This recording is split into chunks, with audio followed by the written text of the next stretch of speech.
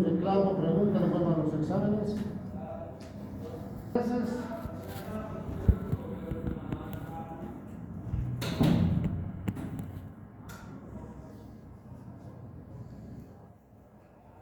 Bien, hemorragia subaracnoidea.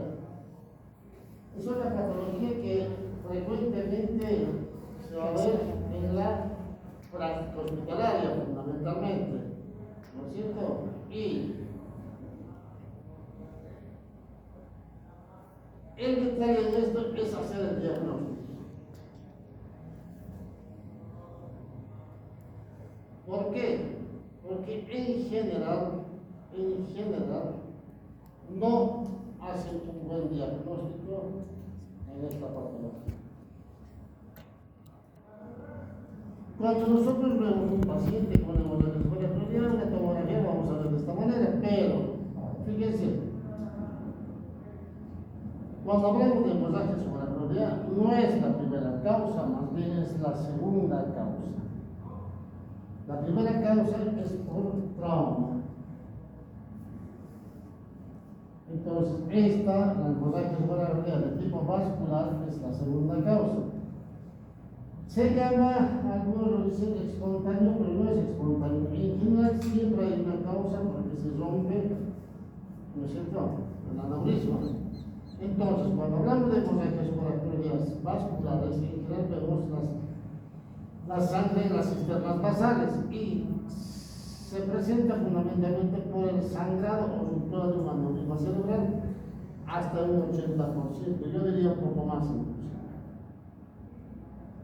A veces hay algunas malformaciones arteriovenosas pequeñas en la parte basal que pueden sangrar si va un 4 o un 5%.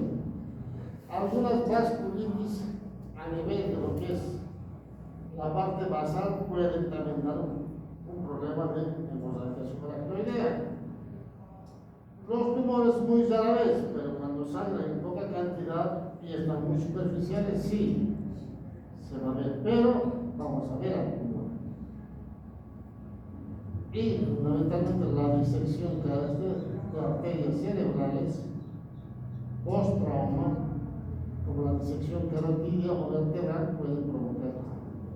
Entonces, fíjense ustedes, hay varias causas de por qué puede presentarse una hemorragia subaracnoidea, pero en general, la gran mayoría de los pacientes que no tienen trauma de cráneo,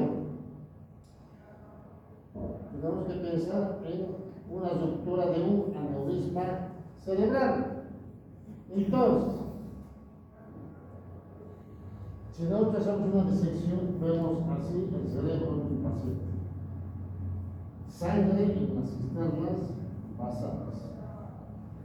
Entonces, las causas de sangrado pueden ser un pequeño vaso cortical por un trauma, un pequeño infundíbulo en la arteria que puede sangrar, alguna coagulopatía que hace que sangre, ¿no es cierto?, trombosis de seno venoso. En general, esto es más que hemorragia subaracnoidea, dan una especie de hematomas corticales y contusiones, más hemorragia subaracnoidea. Las malformaciones arteriovenosas raquídeas cervicales que pueden la sangre subir hacia el cerebro, puede dar también. Las hemorragias subaracnoideas mesencefálicas, esto es por sangrado venoso, también dan hemorragias subaracnoideas.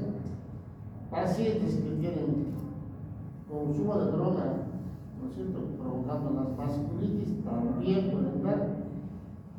Las apoplejías hipoficiarias, cuando decimos apoplejía es porque hay sangrado, un vacío en la cilia turca y este está contenido de sangre y rompe la membrana hipoficiaria y la sangre ingresa a las cisternas basales. Y fundamentalmente esto que dicen las idiopáticas, que no son idiopáticas, siempre hay una causa.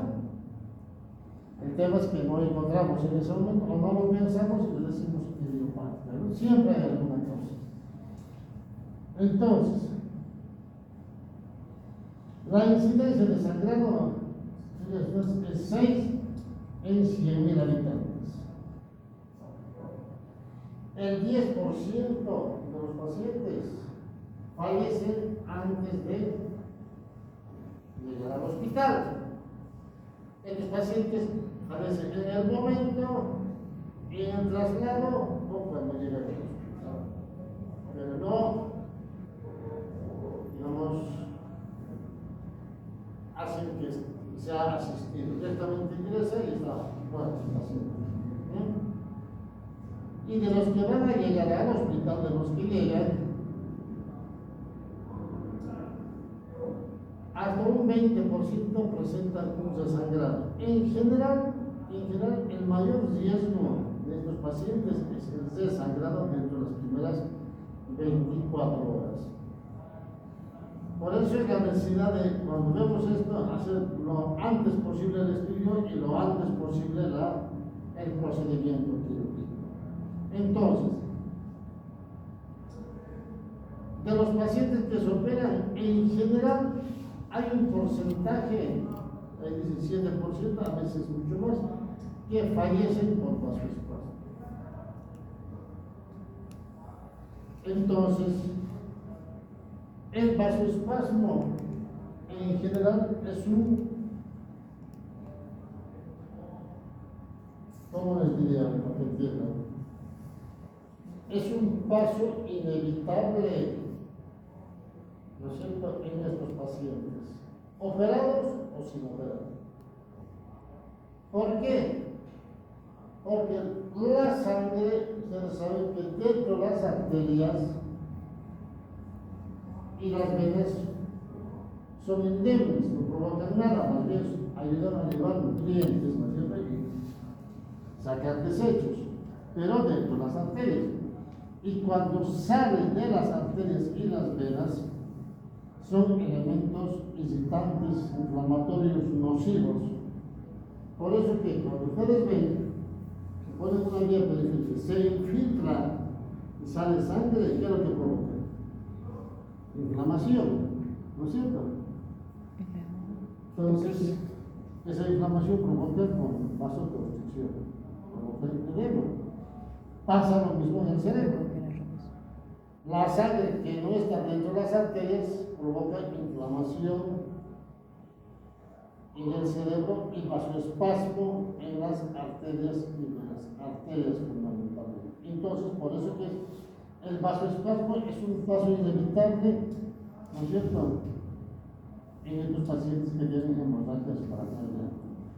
Entonces, por eso es la necesidad de operar lo antes posible. ¿Por qué? Porque una vez clipado, cerrado el aneurisma, se puede hacer un tratamiento neurointensivo. ¿Para qué? Para evitar o disminuir las complicaciones del vasoespasmo. Entonces, en resumen, fíjense, alrededor del 50% de estos van a fallecer, ¿no es cierto?, en el periodo de un mes. Es alta la incidencia de complicaciones en estos pacientes en cuanto a la morbimortalidad. Y de todos estos, solo un tercio va a tener una buena evolución. Aunque actualmente esto cada vez va cambiando, porque cada vez las intervenciones son mucho más rápidas, el tratamiento es mucho más efectivo, ¿no es cierto? Pero estamos hablando de los grandes centros de alta complejidad. En el resto seguimos estando en estas mismas estadísticas. Entonces, ¿cuáles son los factores de riesgo? Fíjense, hipertensión, pacientes hipertensos, anticonceptivos orales, tabaquismo, consumo de droga, consumo de alcohol, variaciones de la presión arterial, embarazo y parto, aquellos que tienen preeclampsia, y el riesgo aumenta con la edad. Entonces, fíjense ustedes que hay varios factores que van a afectar para que se presente el sangrado. Gente que fuma, gente joven que no se da cuenta, va fumando. Usted 20 años, 15 años, y sí van a tener un problema. Gente que vive, ¿no es cierto? También. Entonces, fíjense, todo esto puede afectar al paciente. Entonces, cuando ingresa al hospital, ¿cuál es la evolución? El 15% fallecen antes de recibir el tratamiento, es lo que les decía. Ingresan y antes de empezando, fallecieron. No se hace más nada. La mortalidad siempre es hasta un 10% en los primeros días. El riesgo de que no haya estudio, se demora el estudio y se salga, el paciente se murió. El índice de mortalidad alcanza hasta un 46%, más o menos una mitad, así ya dijimos. Y la mortalidad total fluctúa entre 30 a 60, un promedio de 45, 50. Y el 30% de los que viven, ¿no es cierto? Algunos quedan con alguna discapacidad, desde la incapacidad leve a grave, dependiendo, digamos, qué es lo que afectó. Ahora, ¿cuál es la presentación clínica, que es la parte que me interesa que ustedes sepan? Fíjense ustedes. La presentación clínica es cefalea, nada más. Si ustedes no saben hacer el diagnóstico, el paciente se va a la casa con el diagnóstico de usted tiene migraña, tómese aspirina y váyase a la casa. Esto, la mayoría de los médicos en las clínicas hospitalarias hacen. No acá, también en el extranjero. En todas partes hacen eso. Siempre hay gente que, como deshacerse del paciente, dice eso. Entonces, ¿cuál es la característica de la cefalea? Cefalea de inicio agudo, brusco, y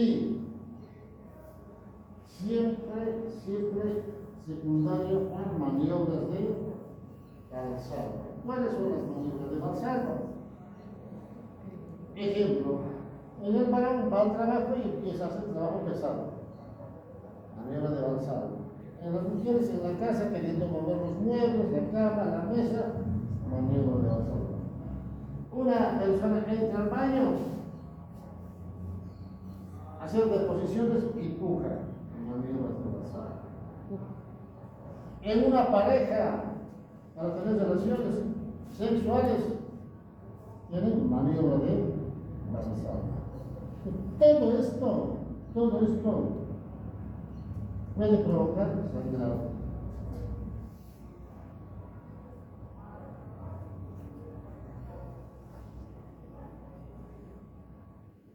¿Cuál es el síntoma que habitualmente, digamos, presenta o la paciente? Cefalea. El paciente dice, me duele muchas veces el pulmón, de pronto me duele mi cabeza, de inicio agudo, bandas en la tomografía, no encuentro nada, entonces, ¿qué puede ser? Esto se llama la cefalea centinela. ¿Por qué? Porque el aneurisma dilata un poco más y provoca cefalea. Pero es un preaviso y hay que prestar atención, ¿no es cierto? ¿Por qué? Porque la siguiente causa, la siguiente crisis de cefalea puede ser que se rompa y presente la hemorragia subcutánea. Entonces, cuando pasa esto, el paciente a veces, ¿qué pasa? Tiene cefalea, deterioro de la conciencia, a veces se desmayan, a veces no, a veces presentan vómitos, a veces náuseas, a veces algún déficit neurológico, dificultad para hablar, para mover un brazo, una pierna, o simplemente bastante cefalea, el paciente se toma un analgésico y no le cae. Se toma un analgésico y no le cae. Hace reposo, no le cae. Pero la cefalea sigue. Entonces, cuando va al hospital, ¿qué es lo que tenemos que buscar? la rigidez del lo que se llama el meningismo, la nucarsia, ¿no es cierto? Algunos autores hablan del Kernig Rutschitz. Yo nunca lo vi, pero está descrito que puede ser. Esto fundamentalmente se presenta en las meningitis, ¿no es cierto? No, pero, no sé, me parece, yo nunca los encontré, pero sí, y desde nunca seguro. Entonces, cuando yo tengo una cefalea, hago la anamnesis, y tengo alta sospecha de una hemorragia suprarrenal, hago el examen y lo primero que tengo que buscar es la rigidez de nuca. Si encuentro rigidez de nuca, con seguridad es una hemorragia suprarrenal. Entonces, ¿no es cierto?, tengo que hacer los estudios y tratamientos como para esto. Con la tomografía, pues buscaré sangre en las cisternas basales. Entonces, si el paciente llega con deterioro neurológico, ¿qué es lo que busco? Tengo que ver si tiene aumento de la presión arterial, en la tomografía, o si tiene sangre en las cisternas basales, si tiene hidrocefalia, a veces se puede encontrar isquemia por aumento de la presión. El paciente a veces viene con convulsiones, va a haber una disminución del flujo sanguíneo cerebral, por reducción del gasto cardíaco. Entonces, todo esto vamos a tener en un paciente cuando ya empecemos a atenderlo. Entonces hacemos la tomografía y encontramos esto. Imagen típica de una hemorragia suprarrenal. Obviamente tenemos que hacer una tomografía sin contrastes. Ahora, muchas veces el sangrado es mucho más de un lado que del otro y un poco hace sospechar de qué lado está el aneurisma para pensar. Ahora, si nosotros vemos que no hay sangre, ¿no es cierto?, como en el caso de la cefalea sentinela, podemos hacer una punción. Y a veces encontramos, ¿no es cierto?, sangre en el líquido cefalorraquídeo. A veces lo encontramos, bueno, no hay nada. Entonces, cuando hacemos la punción, tenemos que ver presión de apertura. Si sangro, es que está aumentada la presión, la PIC, no tiene que estar aumentada. El aspecto del líquido cefalorraquídeo, los eritrocitos, tienen que ser bastante, tiene que haber proteínorraquia, glucoraquia, puede estar normal o reducida. Ahora, cuando tenemos esto, tenemos que buscar el aneurisma cerebral. ¿Y cómo buscamos? El segundo estudio más efectivo es la angiografía cerebral. Angiografía cerebral. Para estudiar los vasos arteriales, completar los otros vasos de todo el cuello, 4 vasos, 2 carótidas, 2 vertebrales, y buscar el aneurisma cerebral. Ahora, si no podemos acceder a una angiografía digital, podemos hacer una angioresonancia o una angiotomografía para ver, ¿no es cierto?, y buscar el aneurisma cerebral. Entonces, esta es una angiografía, acá tenemos un aneurisma cerebral, esto es una angioresonancia, ¿no es cierto? Esto parece todo normal y parecería que hubiera un vaso acá, ¿no es cierto?, un aneurisma. Y nosotros vemos esto,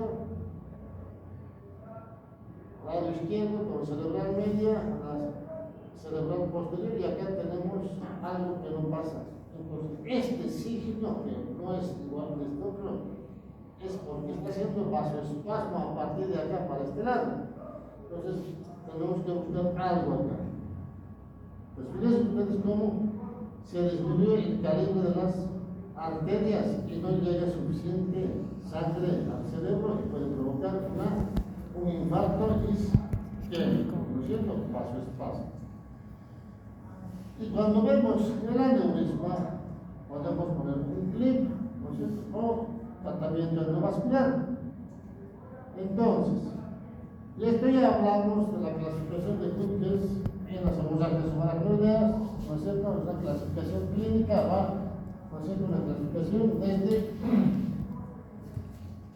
algunos hablan de 0, algunos hablan desde el 1 al 5.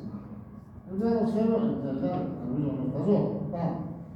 El grado 1 está asintomático o mínima cefalea y menos dudosa la rigidez del glúteo. El grado 1A, sí.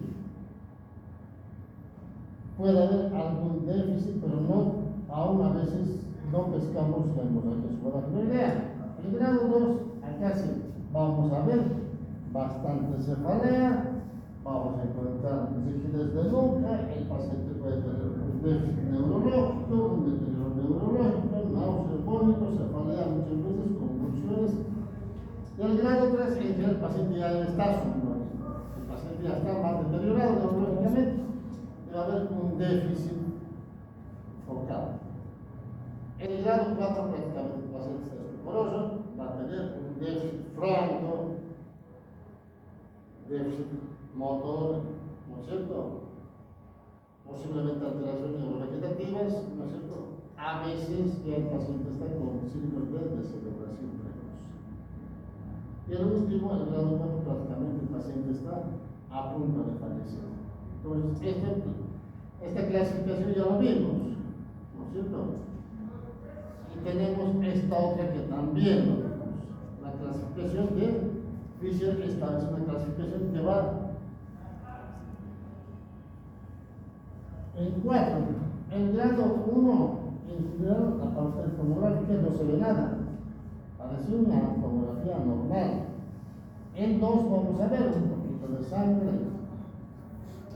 pero, ¿no es cierto? Es menos de 1 milímetro el espesor. En grado 2 se veía más sangre en las citas pasadas, el espesor es mayor a 1 milímetro. Y si comparamos esto con esto, es totalmente diferente, ¿no es cierto?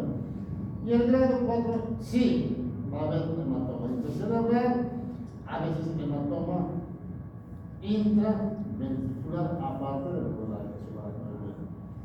Entonces, esto nos sirve junto con la clasificación de Hutchins para definir qué hacemos con nuestro paciente. Si el paciente tiene un buen grado, grado 1, 2, más un crisis de un Hutchins 2, el paciente más o menos está con nosotros, con cefalea. Ahora, si el paciente tiene un Fisher 4, un Hutchins 5, el paciente se está muriendo. ¿Qué le hacemos? Nada, porque se está muriendo. Porque hagamos lo que hagamos, a morir el paciente. ¿No es cierto? No sirve para eso. Bien, entonces, ¿cuál es el tratamiento? El tratamiento en general es, ¿no es cierto? Todo paciente que tiene hemorragia subaracnoidea tiene indicación de internación en terapia intensiva. No interesa el grado, puede estar con grado 15, igual se tiene que internar. ¿Por qué? Porque el paciente puede desangrar dentro de las primeras horas. Entonces, tenemos que hacer un monitoreo de los hospitales, un monitoreo permanente, ¿no es cierto? Reposo absoluto, porque no tiene que moverse, si se mueve puede sangrar. Balance estricto, como va a tener reposo, medidas antitrombo, ¿no es cierto? Tenemos que poner una sonda vesical para control del balance hídrico, además no tiene que levantarse para ir al baño. Tampoco tiene que ser maniobras de Valsalva, ¿no es cierto? Entonces, tenemos que dar soluciones de cloruro hipertónico para mejorar. Hay que siempre controlar el hematocrito porque va a pasar bastante líquido, se hemodiluye. Usar los anticonvulsivantes, ya se lo dije, los anticonvulsivantes no se usan como tratamiento preventivo por sí. Va a tener convulsión. Pero en este caso sí, porque ya tiene sangre, algo que va a indicar que puede provocar. Porque si convulse va a haber aumento de la presión y puede sangrar otra vez. Entonces, por eso son anticonvulsivantes. Si el paciente está con mucha cefalea un poco agitado, puede haber unas sedaciones, una buena analgesia para bloquear el dolor, laxantes para evitar que haya maniobras de Valsalva, ¿no? Y antagonistas de caso como la amlodipina o la nicardipina, antieméricos y protección básica porque a veces tienen náuseas, vómitos y al hacer eso hacen maniobras de Valsalva. Entonces tenemos que bloquear todo eso. Tiene que tener una buena oxigenación, una buena saturación, laboratorios de control todos los días, gasometría también, ver el balance hidroelectrolítico, hemograma la coagulación y obviamente control del hematocrito.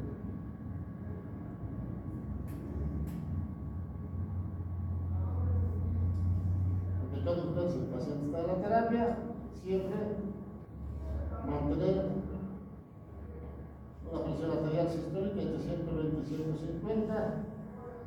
Ahora, si el paciente se pone muy inestable en la presión, a veces usa un cruciato, un vasodilatador, y obviamente todo esto hace que el riesgo del sangrado aumente en estos pacientes, ¿no es cierto? Ahora, en estos pacientes suele presentarse ¿qué cosa? Hiponatremia secundaria a la hemorragia subaracnoidea. A veces hipovolemia, en realidad es hemodilución, ¿no es cierto? Entonces, el paciente cuando hace pérdida de sodio se llama el cerebro perdedor de sangre, o hacen el otro con la patología que se llama el SICA. Entonces, uno tiene que controlar todo eso cuando entra con hemorragia subaracnoidea. Puede haber una arritmia en el electrocardiograma, sí, probablemente por isquemia hipotalámica. Pues fíjense ustedes que puede haber eso, ¿no es cierto?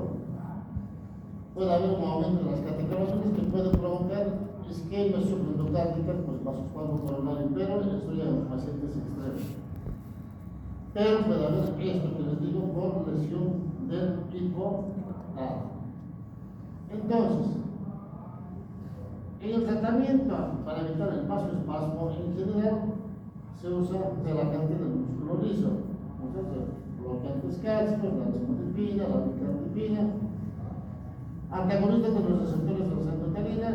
Se hace a veces una angioplastía directa con balones o con un catéter y se dilata. Las arterias que están en vasoespasmo se van dilatando, ¿no? Y también se puede dar antioxidantes, ¿no es cierto? Todo esto ¿para qué? Para evitar y tratar el vasoespasmo. Ahora, recuerden ustedes que el desangrado se presenta en los primeros días, en realidad siempre desde los primeros 24, algunos dicen 48.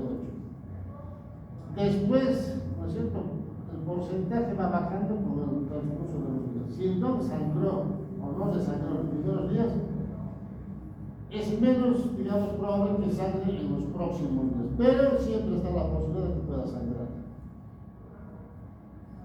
Y tener presente que el desangrado puede presentarse antes de los 14 días. Algunos dicen estadísticamente el 50% antes de los hombres, aquellos pacientes que no se operaron. Entonces, acá dice, mayor riesgo de desangrado en los pacientes que tienen alto grado de la clasificación de Kuhn-Hess. Fíjense ustedes que cuando hacemos el análisis en la clasificación de Kuhn-Hess y vemos que el grado es grado 4, grado 5, estos pacientes tienen más chances de sangrar otra vez que los que están con menos grados. Entonces nos sirve para entender también. Entonces, la indicación es hacer una cirugía precoz. Fíjense ustedes un cerebro se ve de esta manera, como una hemorragia subaracnoidea, y tenemos el aneurisma para quitar. Pues fíjense ustedes que el tratamiento tiene que ser lo antes posible, ¿no es cierto? Y después de hacer el tratamiento, a veces provocan las hidrocefalas. Las hidrocefalas siempre son ¿por qué? Por alteración en la circulación del hidrocefalorraquídeo.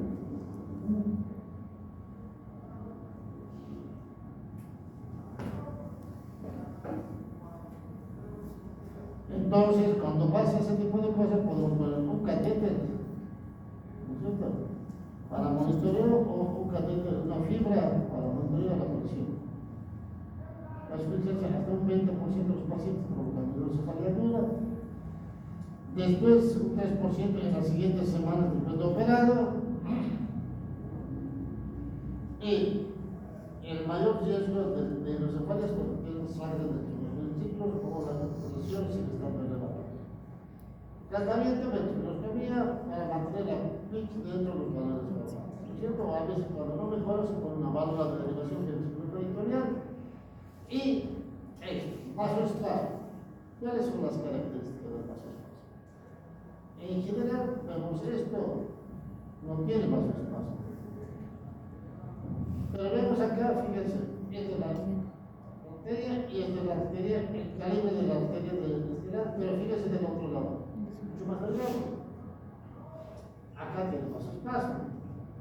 Y para entender, vemos que esto es lo normal y acá hay un sangrado y provoca disminución del calibre. Vasoespasmo y todo por allá, todo esto termina siendo una disquesis. Por ejemplo, entonces, existen vasoespasmos clínicos que van a la sintomatología clínica, nos damos cuenta. Vasoespasmo angiográfico cuando vemos esto y vasoespasmo por doble transcraniano que se sigue haciendo para ver el flujo de las arterias. ¿No es cierto? La incidencia va hasta un 70%, ya se nos dijo que es un paso inevitable. Pues el objetivo es pelear con esto, evitar que haya vasoespasmo. Y aún así, haciendo el tratamiento, suele hacer. Obviamente el impacto es menos.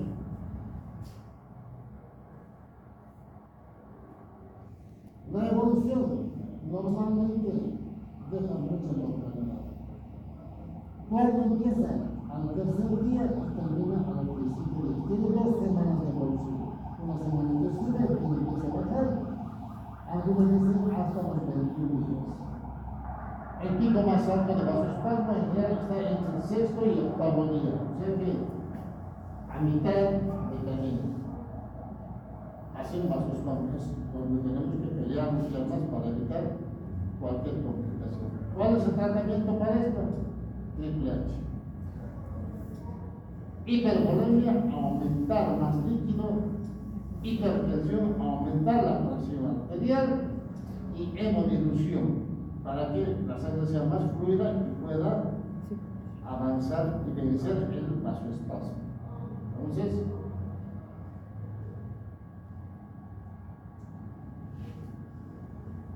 ¿cuál es el tratamiento cuando tenemos los aneurismas cerebrales? Poner un clip